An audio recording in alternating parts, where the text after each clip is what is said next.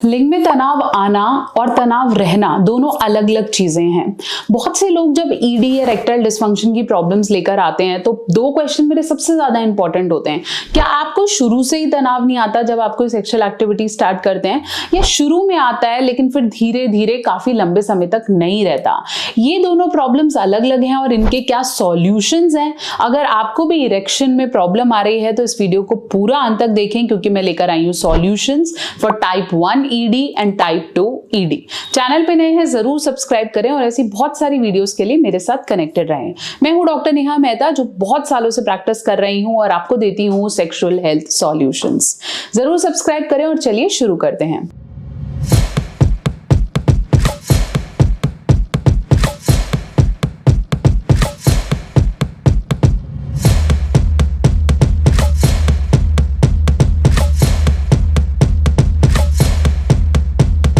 तो चलिए हम बात कर रहे थे इरेक्शन आना। जब आप सेक्सुअल एक्टिविटी शुरू करते हो या आपको अपने पार्टनर की तरफ से स्टिमुलस मिलता है, तब अगर आपको सब करने के बाद भी इरेक्शन या तनाव नहीं आ रहा है तो इसके पीछे जो हमारी नर्व सप्लाई है वो रिस्पॉन्सिबल होती हैं। अगर पीछे से खून उतना तेज प्रवाह से नहीं आ रहा है और जो नसें हैं वो कमजोर हैं, तो उसकी वजह से आपको प्राइमरी इरेक्शन भी नहीं आएगा, जिसको हम बोलते हैं ईडी टाइप 1।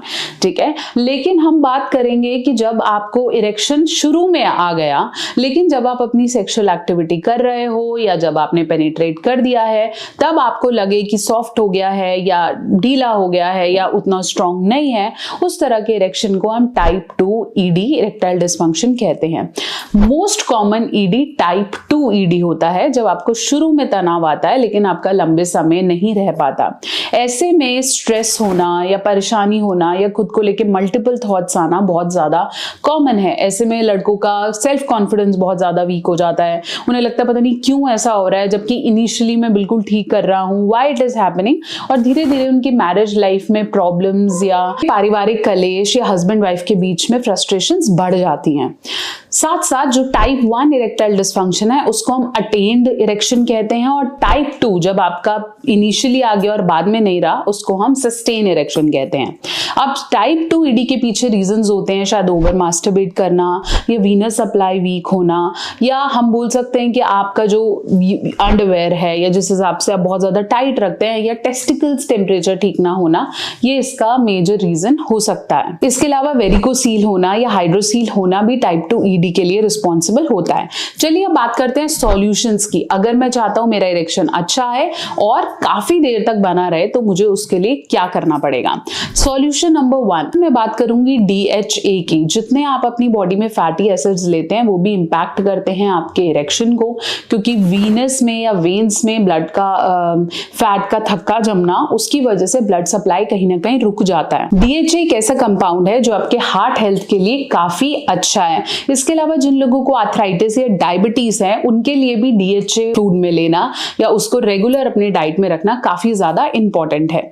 अगर हम इसके बेनिफिट्स की बात करें, ये कार्डियोवैस्कुलर हार्ट को इंप्रूव करता है, ब्लड वेसल्स को प्रोटेक्ट करता है, जॉइंट्स और बोन सपोर्ट के लिए भी बहुत अच्छा है, इम्यून सिस्टम को बेटर करता है, आपके जो ब्रेन में एक्टिविटीज है मतलब कॉग्निटिव हेल्थ को बेटर करता है, साथ साथ आपके नर्वस सिस्टम, कैलकुलेशंस, आप कितनी जल्दी कितना क्रिएटिव सोचते हो उसके अंदर भी हेल्प करता है। दूसरा मैं बात करूंगी, आपको अपनी डाइट पे सबसे ज्यादा ध्यान रखना है।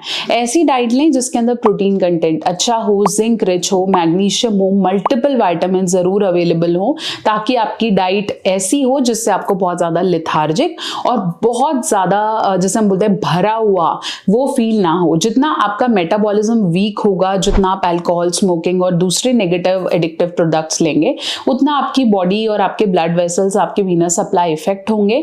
तो ऐसे में कोशिश करें कि अपनी डाइट पे सबसे ज्यादा ध्यान दें। तीसरे नंबर पे मैं रखूंगी ओवर मास्टरबेशन को। अगर आप बहुत ज्यादा मास्टरबेट करते हैं तो ये कहीं ना कहीं नुकसान दे सकता है। बहुत ज्यादा टाइट अंडरवेयर्स पहनते हैं वो नुकसान दे सकता है। अगर आप बहुत ज्यादा जिमिंग हिट करते हैं तो आपको सपोर्टर्स अंडरवेयर्स पहनने पड़ेंगे। और इसके अलावा अच्छी पेनिस मसाज बहुत ज्यादा इंपॉर्टेंट है। पेनिस मसाज का पर्पस आपका साइज इंक्रीज करना नहीं है, इसका पर्पस होता है आपके इरेक्शन को बेटर करना, आपकी नर्व्स को बेटर करना एंड अल्टीमेटली रिपेयर का काम करना। तो एक अच्छे ऑयल से मसाज करना भी एक बहुत अच्छा तरीका है जिससे आप अपने इरेक्शन को इंप्रूव कर सकते हैं। और फोर्थ नंबर पे मैं बात करूंगी कीगल एक्सरसाइज की। जितनी अच्छी एक्सरसाइज आप करेंगे, कीगल एक्सरसाइज कहीं ना कहीं आपके जो तनाव है उसको बेटर करेगी। कीगल एक्सरसाइज आपके नीचे की पेल्विक मसल्स को बेटर करती है, रिप्रोडक्टिव मसल्स को बेटर करती है, इसलिए कीगल एक्सरसाइज करें। कीगल ब्रिज एक्सरसाइज आप दिन में 10-10 के रेपिटेशन सुबह शाम कर सकते हैं। ये आपके मसल्स को स्ट्रॉन्ग भी करती है और जो नर्व डैमेज हो गया है उसको भी बेटर करेगी, तो इरेक्शन की कोई भी समस्या नहीं रहेगी। ये चारों टिप्स ऐसे हैं जो आपके ब्लड सप्लाई को, आपके वीनस सिस्टम को इतना स्ट्रॉन्ग करती है कि आपको इरेक्शन की समस्या नहीं होती। इसके अलावा किसी भी और समस्या के लिए आप चाहें तो मुझसे कंसल्टेशन भी बुक कर सकते हैं www.drnehamehta.com। लेकिन अगर आपको इरेक्शन की समस्या आ रही है, चाहे वो सस्टेन्ड हो चाहे वो अटेन्ड इरेक्शन हो, मतलब टाइप 1 या टाइप 2, दोनों केसेस में चुप नहीं बैठना है, अपने डॉक्टर को जरूर दिखाएं क्योंकि धीरे धीरे ये प्रॉब्लम काफी बढ़ जाती है और फिर आप बिल्कुल भी परफॉर्म नहीं कर पाते हैं। आशा करती हूँ कि मेरी वीडियो आपके बहुत से डाउट्स को क्लियर कर पाई है। ऐसे बहुत सारी वीडियोस के लिए मेरे साथ बने रहें, कनेक्टेड रहें और अगर आपके पास भी ऐसी कोई समस्या है तो मुझे कमेंट सेक्शन में जरूर बताएं। आप चाहें तो मुझे इंस्टाग्राम या फेसबुक पे भी कनेक्ट कर सकते हैं, डॉक्टर नेहा ऑफिशियल।